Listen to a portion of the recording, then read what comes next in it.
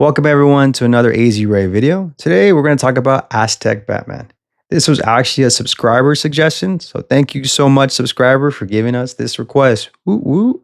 So the way we're going to break this film down is that first, we're going to talk about the plot and the summary of the film. Two, we're going to talk about some of like the various Mesoamerican origins when it comes to like bats and whatnot in the mythology. Three, we're going to talk about a little bit about bat biology. And four, we're going to talk about a little bit about the modern day discourse when it comes to like colonization and the Aztecs and Mexico. There's a little bit of debate that's happening currently in academia. And then five, we're going to give the movie review.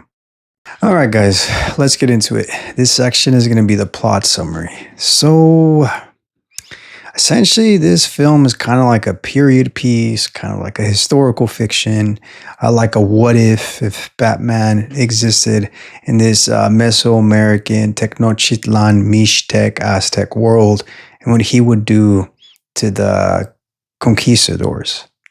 And so the premise is really interesting. And you can tell that researchers were used for this film. You can tell that professors were used to like talk about the very detailed intricacies and the relationships with the other tribes. You have all the various like conflicts, and you also have gods featuring Camazots, Papaloto, Huitzilopochtli, Chipototec, Tecatlipoca, Akatzin, Sincan, and Sincan is arguably the center Nawa bat god centered around this, and that part's really cool.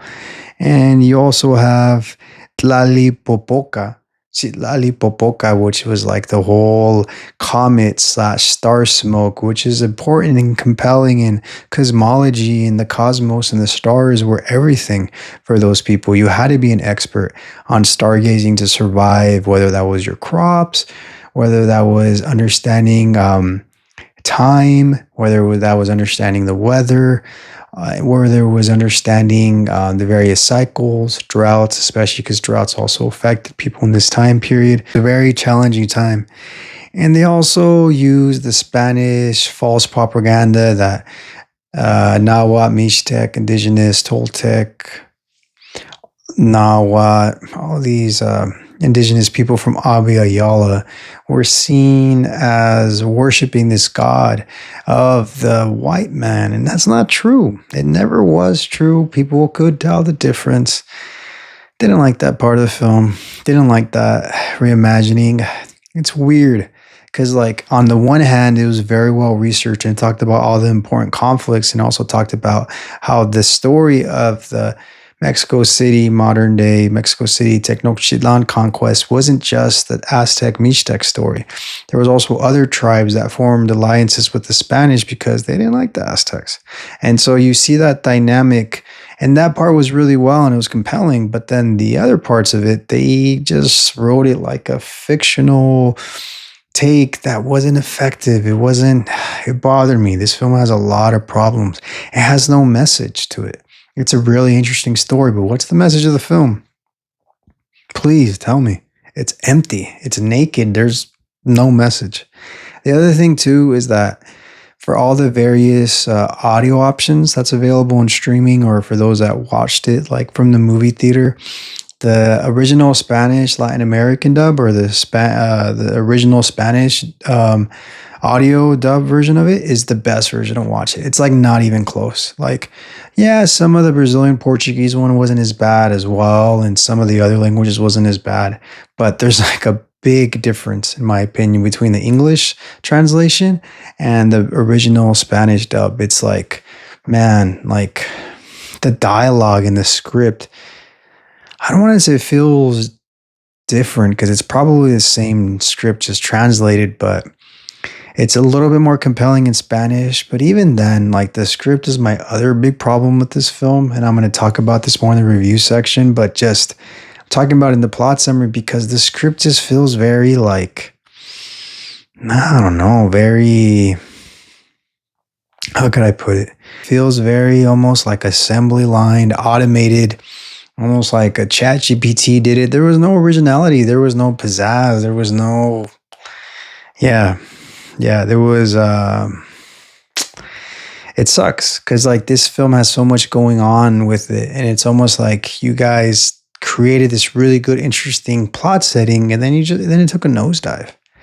And it has a lot of potential, and it was really cool to see like the various retellings of the various gods and whatnot. And or we have here an Ivy reimagined in the background with this like nature slash like Virgin Mary kind of thing going on. Yeah, she's dressed a little revealing and whatnot, but whatever. Like that's the Poison Ivy outfit. But it was cool to see a remix, and it was cool to see a spin off like the Tecatlipoca remix and Huitzilopochtli, because he's a trickster and it's very complicated. And it was cool. Like you did a lot of cool things and then you did nothing with it. So let's get into it, guys.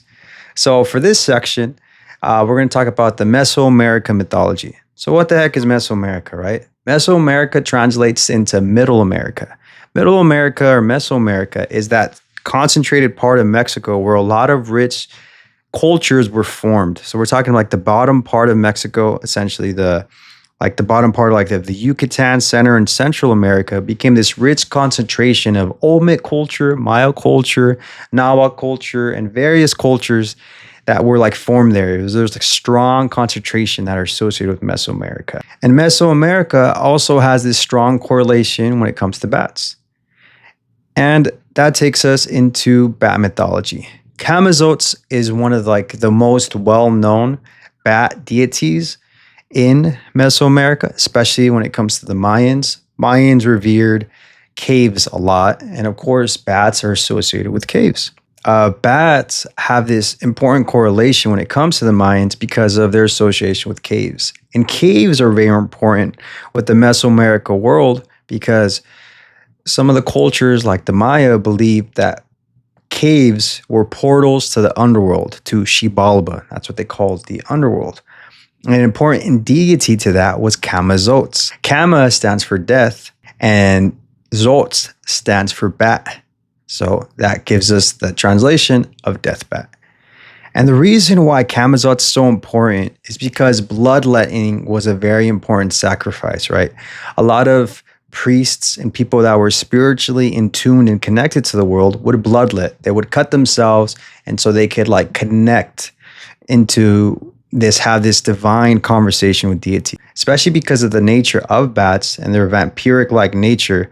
Since a lot of Camazotz features are connected with the vampiric bat, we can see how it's so important where it had this connection with blood and had this connection to the divine, similar to the different priestesses or people that did these rituals that would do this bloodletting to connect to God. So you can see why the emphasis of blood is very important. Camazotz was also associated with annihilating one of the first cycles of humanity. There's various cycles that we hear discussed in various Mesoamerican texts, and Camazotz is one of the prolific characters that are featured in the Popol Vuh.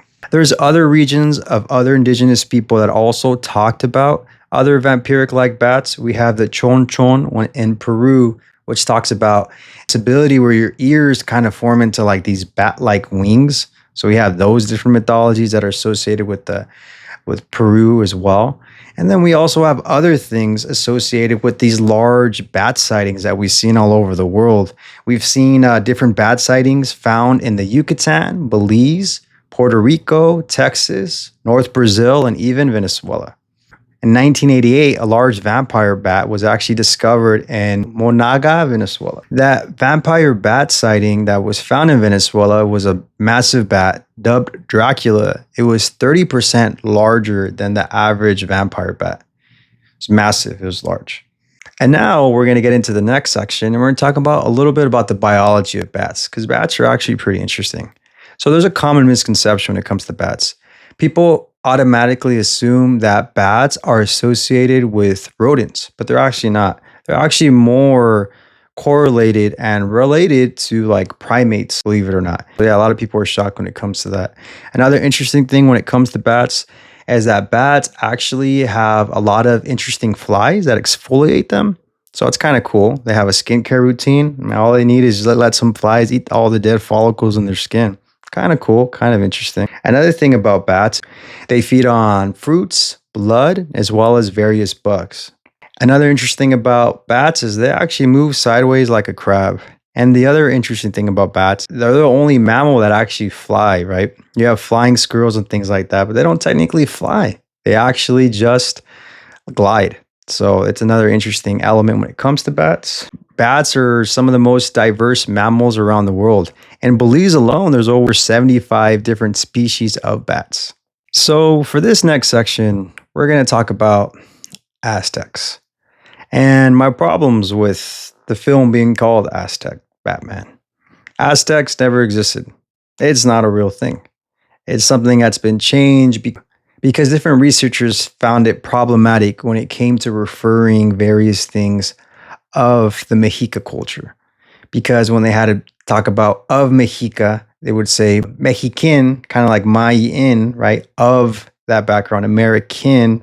So it would be confusing when they would write because it's confusing if you like hear it because Mexican is literally the same spelling as Mexican. So what researchers did, they created a new word. And because the people that were quote unquote labeled as Aztec, these Nahua people, they were from this made up place that never existed. It was like this fantastical place called Azatlan. So they created the word Aztec of people from Aztlan.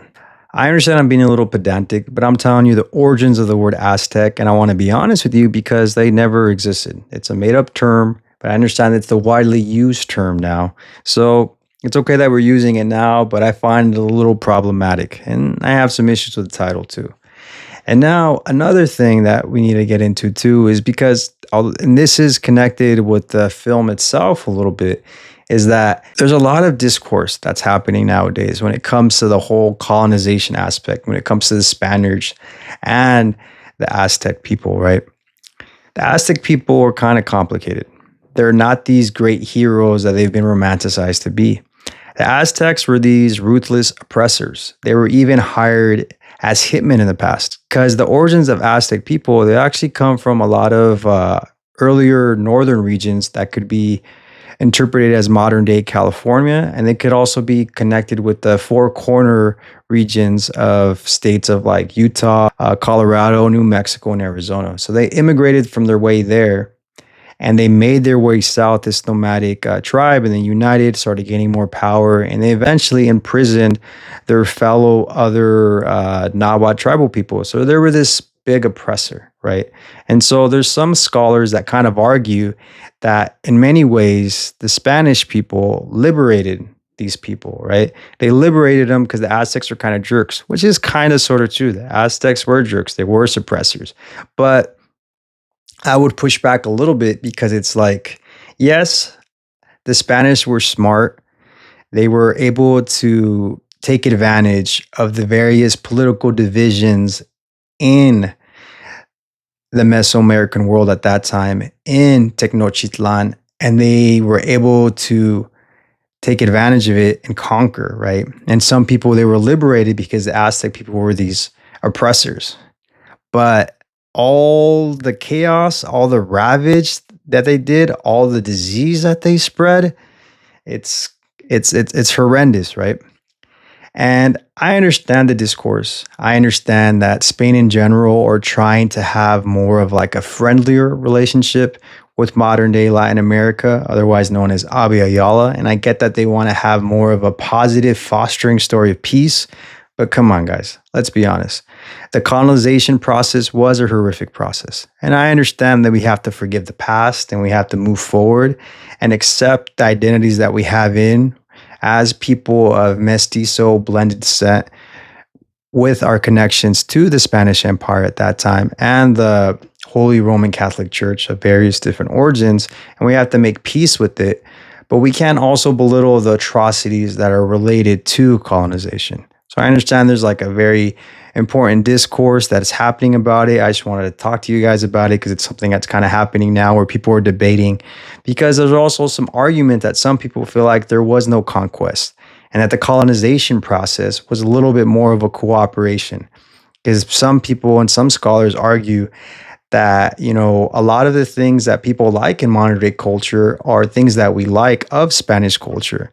And there's a debate as well that people said that the reason why we speak Spanish and the reason why we're Catholic is because we liked the culture. We liked parts of the Spanish culture. So it was this cooperative process. There is, I don't know. That's up to you guys. What do you guys think? Do you guys disagree? Are you guys like, what the heck? Those people are crazy. The colonization happened, the conquest happened. Leave a comment below. Let me know your guys' thoughts about this. For this next section and the last section, I'm going to give you my review. So, my review of this film. Honestly, as the thumbnail suggests, this was a letdown. This film broke my heart. I had such high expectations, but measurable expectations. I don't expect it to be amazing. I get it. You have budgets and limitations, but with the way it was being promoted, the way it was being advertised, and the star-studded cast, right? You had Alvaro Morte, Horacio Garcia Rojas, Teresa Ruiz, Omar Chaparro. You had these very talented actors that were limited in their role, and they just flubbed it, man. It's an empty film, as I stated earlier in the plot part. It doesn't really say anything. It's interesting. It's cool. It's definitely not for me. Maybe it's for like a younger audience, although it has deep and adult themes, but there's like nothing going on. Like if you're a Batman completionist, you don't have to watch this movie.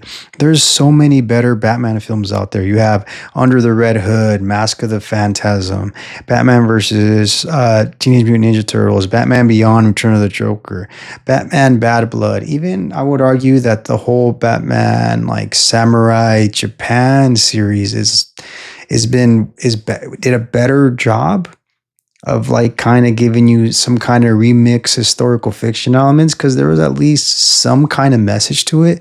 This one has no message, and then they leave it open ending for like a sequel, because it probably will do well and they probably will get a sequel. And so maybe I can't even judge it because it's a part one of something, but I don't know. I'll probably watch the second one. I have time. It's historically kind of accurate, so you're going to get some value from it, but it's tricky. It's really tricky because unfortunately there's this problem with Mexican history, and the same problem with Latin American Abya history, that like we act like what happened to the Aztecs applied to all of Mexico, and it didn't. There's different other chapters to that story. The more northern regions of Mexico that eventually became the United States have a complicated history with their tribal people and their Aztec and Mayan people used to help build missions, because their various skills of building ruins and monuments and pyramids and stelas. And so like the story isn't just centered on the conquistadors. There's a lot of other colonists like the Spanish and the Italian and the Roman Catholics and the English, or the British, because the British at that time were Irish, Scottish, Gaelic, English, all mixed into one. So it's like, it's an incomplete version of a story. And it's almost like we're stuck in like 4th, 5th grade history class, and we can't seem to grow up and expand our knowledge pool, because it's like, that's only a small part of the story. That's not even the story of all of Mexico. It's the story of a capital that was ravaged and politically stolen, but a lot of Mexico wasn't conquered. Mexico City was actually used as like a political hub and center, and it was used as like almost like a symbol of joy, and sometimes it would benefit its neighboring states and cities, and sometimes it weren't. It was this very almost like standoffish relationship. It's complicated, almost like modern day US, where you have local government, state government, federal government. And sometimes like the federal government in the Spanish or Roman Empire case didn't really always intervene in the other regions. So that's why there's a lot of unconquered tribes. There's also lot of other tribes that just wanted no business with anybody who was European, because of the disease, because of all the death, because of the Spanish flu, because of all this like ravaging and almost like zombie-like world that they were living. They're like, no, screw you guys. And they refused to have any intervention. And yeah, there was battles and conflicts. They're like, no, screw off. And all those roots left the modern day West of Arizona, New Mexico, Oklahoma, Oregon, Nevada, California. And there's a reason why the West had this chaotic, almost like wild man, every man for themselves, wild bunch conception of the West, because yeah, the Europeans made it this way. They made it this like competition of resources, and the tribal people weren't okay with it. And the mestizo Creole-like mixtures of all the immigrant diaspora, where that was Chinese, Latin American Abya, mestizo tribal people, African American slaves, Russian, Polish, you name it. Everybody came to the Pacific Northwest and the Pacific Southwest in this place. because Mexico's always had open borders. Then when it became the US, it was like this weird, complicated thing after the Civil War. So it's like there's all this other part in the history that happened, and it's like misinforming people. It's not, the story isn't just like, oh, the Europeans suck and they stole everything. It's not that black and white. It's, some people were victims, some people benefited from it, and some people were privileged and were allowed to be blended in like this venerated way. Some people of color and some people of like indigenous roots were allowed to get high roles in office. So, you know what I mean? The second president, Vicente Guerrero, arguably has blended indigenous and slave like triangle trade, slave trade roots. So it's, I don't know. That's, I know I rambled for the review section, but as you can tell, I'm just like, I'm really upset with it. Yeah, the bull bat symbolism was cool since the bat is like an Abya animal that's from the Americas, Abya, and the bull is something that was introduced by the Europeans. But I don't know.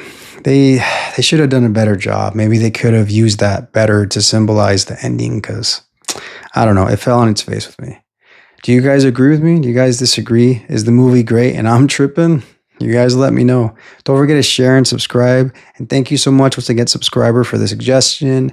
This has been your breakdown from A to Z, your local anthropologist, archaeologist, breaking things down for you. Have a good one, guys. Stay safe.